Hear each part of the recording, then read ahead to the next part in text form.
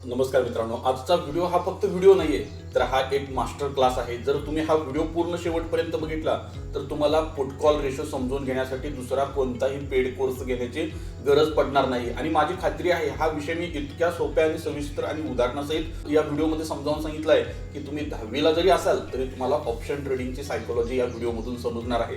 मित्रांनो, मी सुरुवातीला एक साधा प्रश्न विचारतो, जो प्रश्न तुम्हाला नक्की विचार करायला हवेल. समजा एखाद्या मोठ्या कंपनीचा IPO येतोय, त्याला 50 पट 100 पट सबस्क्रिप्शन मिळतं. बाजारात सगळीकडे त्याच IPOची चर्चा सुरू असते. हा IPO रॉकेट होणार, लिस्टिंगला 150% गेन मिळणार.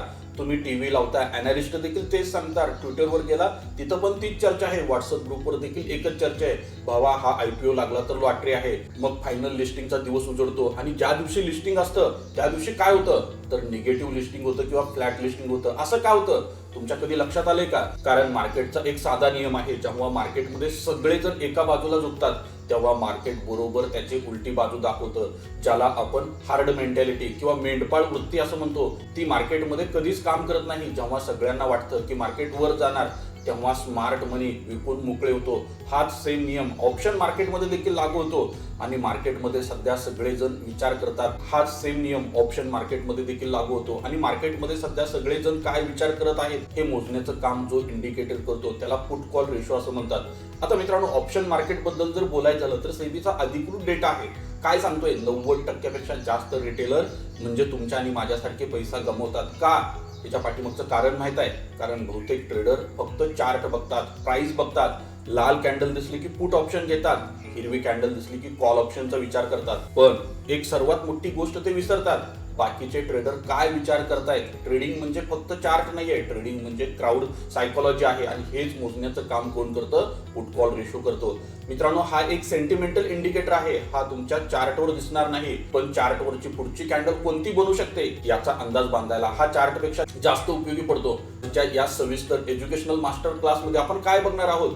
पुट कॉल रेशो नक्की काय आहे, कॉल आणि पुटचं खरंच लॉजिक काय असतं, NSEच्या वेबसाईटचा हा डेटा कुठं आणि कसा बघायचा, PCRचा वापर करून कॉन्ट्रेरियन ट्रेडिंग कसं करायचं, व्हॉल्यूम PCR आणि OI/PCR मध्ये नेमका काय आहे, सर्वात महत्त्वाचं नवीन ट्रेडर इथं कोणत्या 5 भयंकर चुका करतात या आज या व्हिडिओमध्ये एकदम डिटेलमध्ये तुम्हाला सांगणार आहे. मित्रांनो, सुरुवात करूया. PCR म्हणजे काय? मित्रांनो, PCR हा शब्द ऐकायला जरा भारी आणि टेक्निकल वाटू शकतो, पण त्याचं लॉजिक एक भाजी मंडई इतकं सोपं आहे. PCRचा फुल फॉर्म होतो पुट कॉल रेशो. हे समजण्याआधी आपल्याला ऑप्शन मार्केटमधले 2 प्लेयर समजून घेणं गरजेचं आहे, कॉल बायर आणि पुट बायर. कॉल बायर म्हणजे तेजी करणारे. हे असे लोक असतात ज्यांना वाटतं मार्केट वर जाईल, म्हणजेच बुलिश सेंटिमेंट झाला. पुट बायर म्हणजे ते असे लोक ज्यांना वाटतं मार्केट खाली जाणार, म्हणजेच बेरिश सेंटिमेंट. पण इथं एक नोट करून घेण्याची गोष्ट आहे, आपण ऑप्शन सेलरच्या दृष्टिकोनातून नाही, फक्त आपण एकूण ओपन इंटरेस्टच्या दृष्टिकोनातून ही गोष्ट बघत आहे. PCR हा नेहमी ओपन इंटरेस्टवर कॅल्क्युलेट होतो.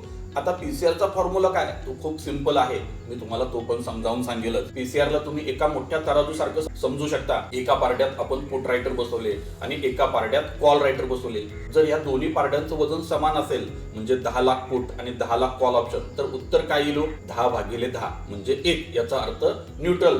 कुणाचंही पारडं इथं जड नाही. जर पुटच्या पारड्यात जास्त वजन असेल, 15 लाख पुट रायटर असतील, 10 लाख कॉल रायटर असतील, तर उत्तर काय येईल? 1/5. याचा अर्थ बेरिश सेंटिमेंट. लोक मार्केट पडण्यावरती जास्त विश्वास ठेवत आहेत. जर कॉलच्या पारड्यात वजन जास्त असेल, 8 लाख पुट आणि 10 लाख कॉल असतील, तर उत्तर काय येईल? 0.80. याचा अर्थ बुलिश सेंटिमेंट, मार्केट वाढणार आहे असा विश्वास ठेवणाऱ्या लोकांचा एक गट असतो.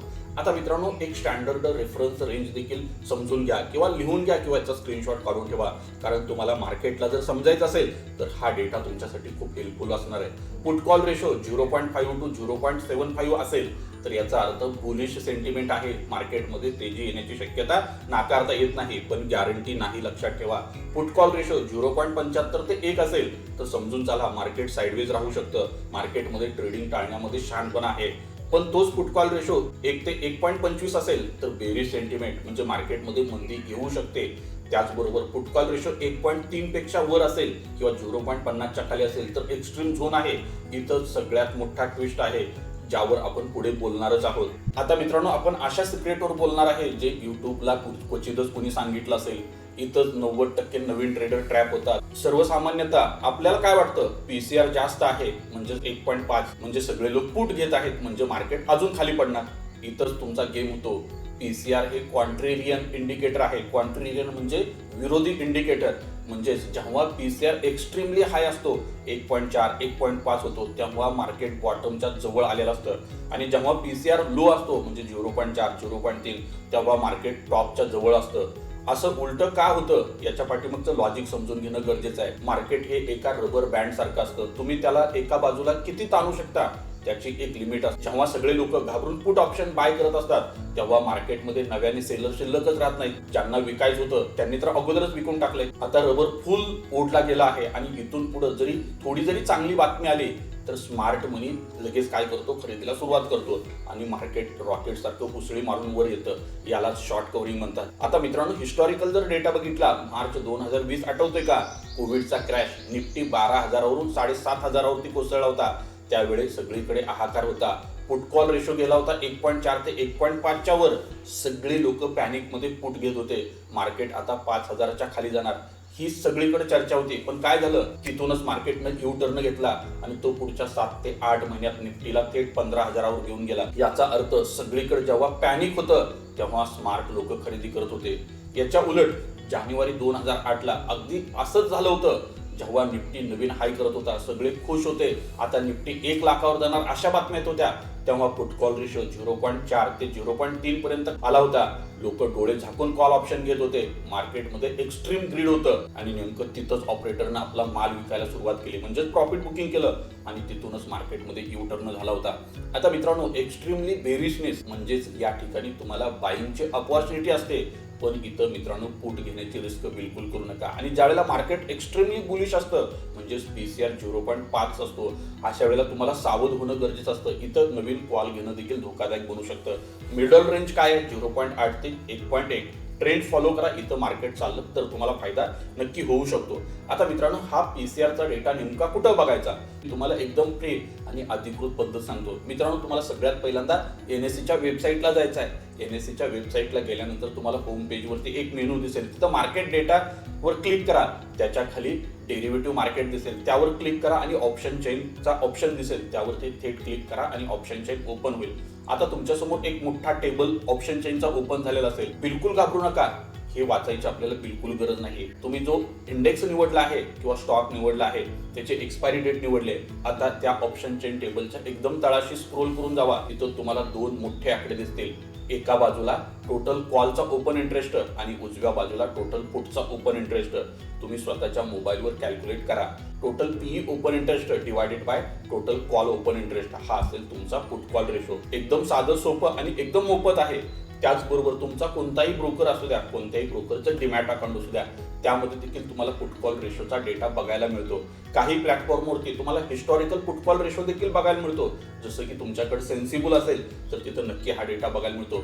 फक्त आजचा आकडा बघण्यापेक्षा मागच्या 30 दिवसाचा पीसीआरचा ग्राफ बघा. निफ्टी वर जातोय का निफ्टी खाली येतोय याला डायव्हर्जन म्हणतात. हा ट्रेंड रिव्हर्सलसाठी खूप महत्वाचा मानला जातो. त्याचबरोबर मित्रांनो, पुट कॉल रेशो जर बघितला तर हा 2 प्रकारचा असतो. ऑप्शन चेन मध्ये बघितलं तिथं ओपन इंटरेस्ट ओवाय आणि व्हॉल्यूम असे 2 रकाने आहेत. त्यामुळे पीसीआर देखील 2 प्रकारे काढला जातो.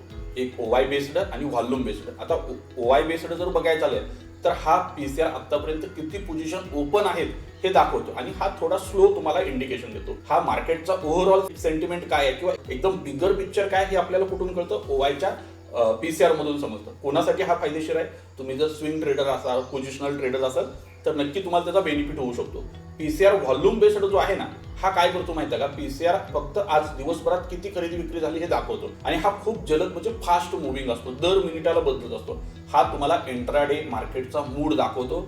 जर तुम्ही डे ट्रेडर असाल, स्काल्पर असाल तर तुम्ही याचा देखील स्मार्टपणे वापर करू शकता. आता मित्रांनो, जे प्रोफेशनल ट्रेडर असतात, जे प्रोफेशनली ट्रेड करतात ते काय करतात तर पीसीआर ओपन इंटरेस्ट आणि पीसीआर व्हॉल्यूम बेस्ड हे दोन्ही बघतात आणि दोघांची दिशा एक असेल तर त्यानुसार ते ट्रेडचे प्लॅन करतात. हे पर्यंत आता मित्रांनो, ज्यावेळेला तुम्ही मार्केटमध्ये येता, नव्याने ट्रेडिंगला सुरुवात करता, कुठला तरी व्हिडिओ बघितला असतो, पीसीआर संदर्भात अर्धवट नॉलेज असतं आणि त्याच्यासाठी तुम्ही ट्रेडिंग करता.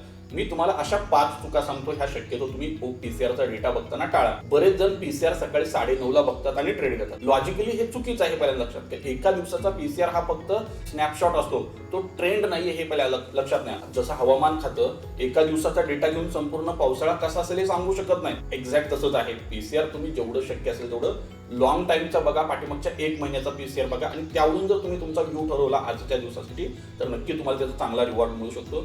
त्याचबरोबर पाठीमागच्या 5 दिवसाचा 10 दिवसाचा ॲव्हरेज पीसीआर बघितलं तर देखील ते तुम्हाला चांगला रिझल्ट देऊ शकतो. आता 2 नंबरची चूक काय होते माहिती का, नॉर्मल लेवलवर ओव्हर रिॲक्ट करणं. म्हणजे काय, पीसीआर 0.85 आहे किंवा 0.95 आहे, लोक घाबरून पोझिशन कट करतात. पण योग्य पद्धत काय माहिती का, 0.8 ते 1.1 ही नॉर्मल किंवा न्यूट्रल रेंज आहे. इथं मार्केटमध्ये कोणती मोठी उलथापालथ अपेक्षित नसते. इथं पीसीआर कडे दुर्लक्ष करून फक्त प्राइस ऍक्शन वरती, जो मार्केटचा सपोर्ट रेजिस्टन्स आहे त्यावरती लक्ष देणं गरजेचं असतं. आणि ऍक्शन घ्यायची असेल तर एक्स्ट्रीमली झोन मध्ये घेणं तुम्हाला जास्त फायद्याचं आहे. 3 नंबरची चूक काय होते माहिती का, बऱ्याच जणांना असं वाटतं की पीसीआर म्हणजे होली ग्रेल आहे. नवीन लोक विचार करतात पीसीआर 1.4 झालाय, आता घरदार विकून कॉल घेऊया. हे चुकीचं आहे. योग्य पद्धत काय माहिती का, पीसीआर हा फक्त एक इंडिकेटर आहे. या इंडिकेटरवर आंधळेपणानं ट्रेड घेणं म्हणजे डोळ्यावर पट्टी बांधून हवेवर गाडी चालवण्यासारखं आहे. पीसीआर फक्त तुम्हाला अलर्ट करतो. एंट्री घेण्यासाठी तुम्हाला चार्टच बघावा लागेल, चार्टवरच्या प्रॉपर लेवलच आयडेंटिफाय करावं लागतील.